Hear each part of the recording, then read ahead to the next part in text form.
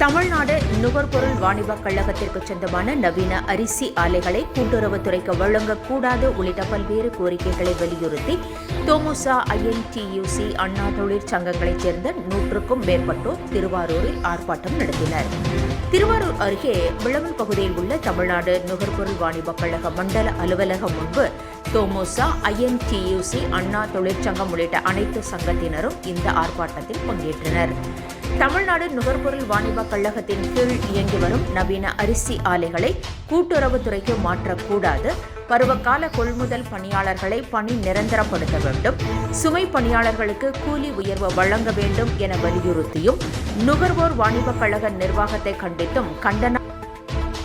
மாநில ஆலோசகர் ராமநாதன் தலைமையில் நடைபெற்ற இந்த ஆர்ப்பாட்டத்தில் தொமுச மண்டல செயலாளர் மயில்வாகனன், INTUC நிர்வாகி ராஜீவ்காந்தி உள்ளிட்ட ஏராளமானோர் கலந்து கொண்டனர்.